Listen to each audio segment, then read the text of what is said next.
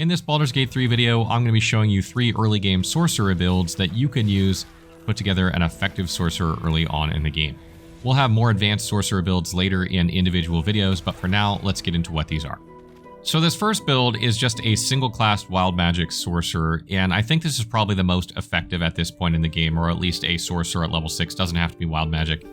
And the reason for that is because you need to get to level 3 spells quickly. Once you get Fireball and Lightning Bolt, things really improve for this sorcerer. Their AoE capabilities improve greatly, and they can really start taking out a lot of enemies on the battlefield, and you don't want to delay that too much. You could dip one level into something else, which you'll see in the other 2 builds that I do, but you're not going to want to stray too far from that at this point.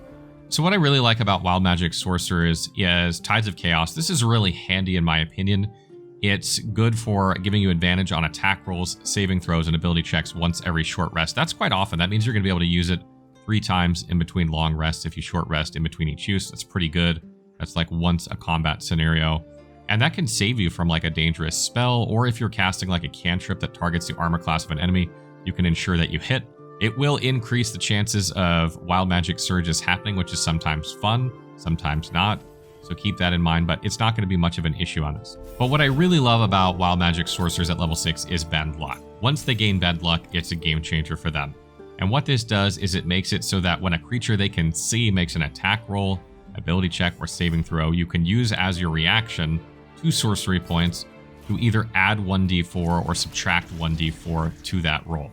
So you can penalize, enemies, or you can bolster allies, and it's completely up to you. And you'll be able to use this 3 times in between long rests because you don't replenish sorcery points until you long rest. This gives wild magic sorcerers a ton of control about what's happening on the battlefield between Tides of Chaos and Bend Luck. And these 2 things can really make it so that one combat goes a lot smoother than you anticipated. And one of the meta magics that I recommend getting for this build, really on any sorcerer you should probably have, is Quicken Spell. This allows you to use 3 sorcery points to make a spell a bonus action so that you can effectively cast a spell with an action and a bonus action in the same turn. There's nothing quite like using Lightning Bolt and Fireball in the same turn, or possibly using 2 Fireballs and just cleaning up enemies just left and right. They're just dropping like flies. Really, really good at taking out multiple enemies. And because you're level 6, if you don't use your sorcery points on Bend Luck or anything else, you could effectively do this twice during a combat because you'll have 6 sorcery points, which is great. And when it comes to the feat that you'll choose for this build at level 4, I strongly either suggest Alert to give you way more initiative so that you can go first in combat or close to first, so you can get off your 1-2 spell combo and just wipe out packs of enemies before they can even get to you.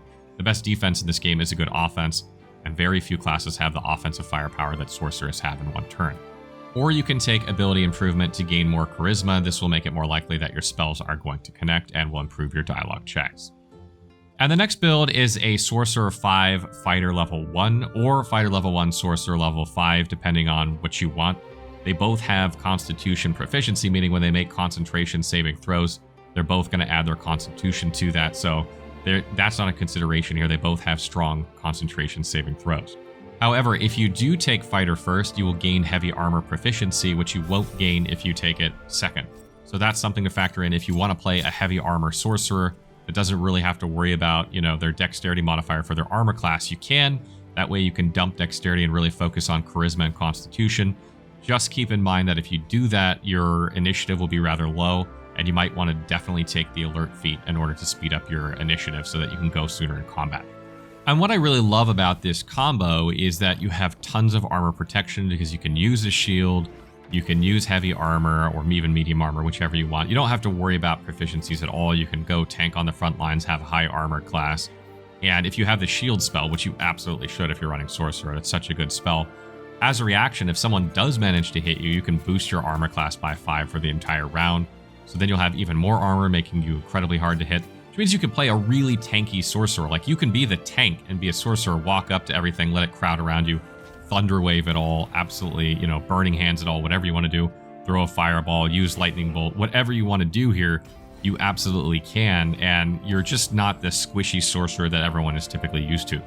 The downside to taking Fighter first, though, is that if you take it first, it's going to take you 1 extra level to get to level 3 spells, to gain Fireball and Lightning Bolt. So that's, maybe several hours of the game it'll take you before you can get it. But once you have it, you're going to be in good shape. And, the early levels of the game do not take as long to level up as the later levels. So That's not too bad in my opinion. And if you're worried about that and you want to get your spell sooner, you could always flip it the other way around and go 5 sorcerer, then 1 fighter.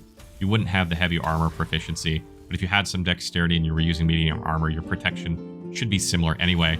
And that would give you better initiative, allowing you to take something different for your feat, like ability improvement, and to gain more charisma.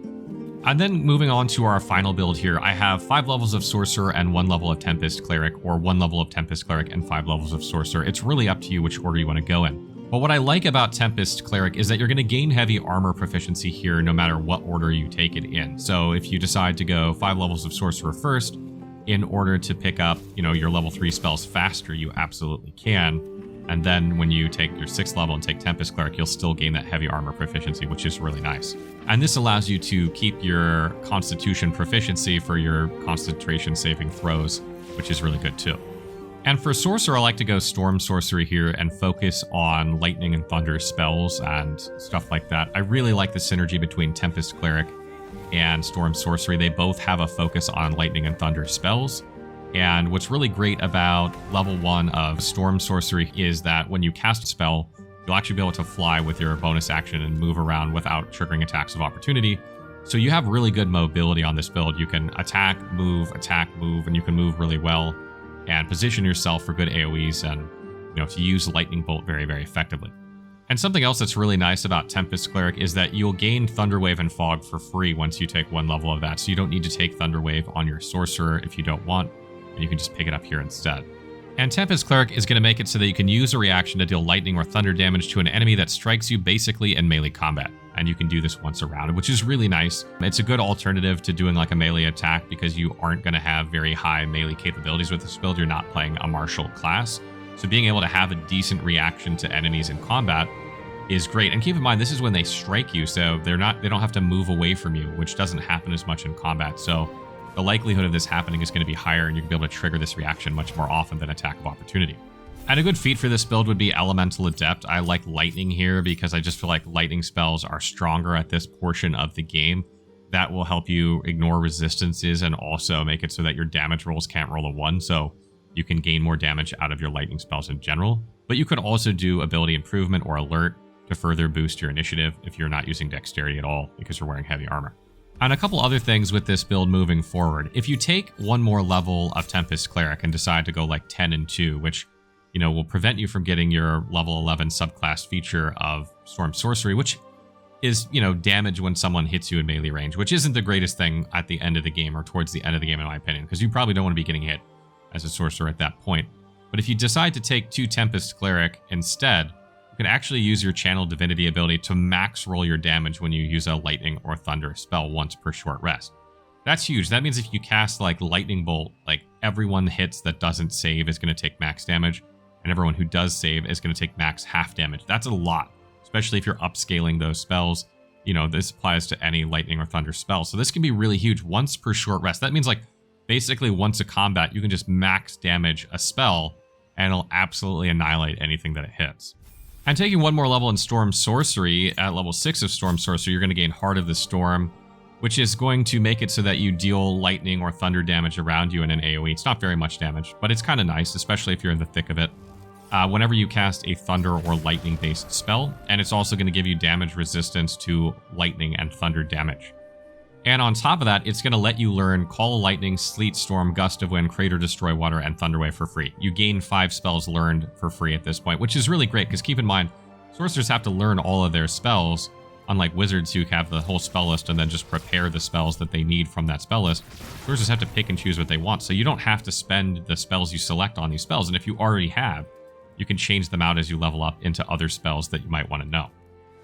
One last tip about this build as well is that if you use Create Water on a group of enemies, and then use something like Quicken Spell and then cast Lightning Bolt on the same turn, you can absolutely wipe out enemies, especially if you use the max damage from Tempest Cleric with their Channel Divinity if you have 1 more level. And that's because enemies that you use, Create Water on are going to be vulnerable to lightning and cold damage.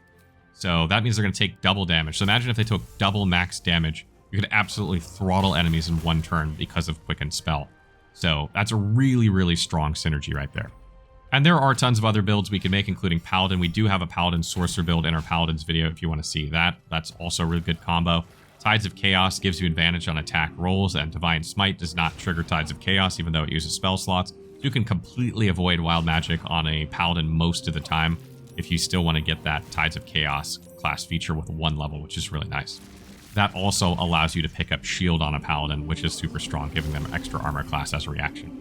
So that wraps up our 3 early game builds for Sorcerer. I hope you guys found this informative. We will have more specific builds for this late game that go up to level 12 that are individual builds, but I wanted to get something out. We'll continue on with our class guides and build guides. Again, if you have more tips for players, please leave them in the comments. And if you have questions, I will try and get to them.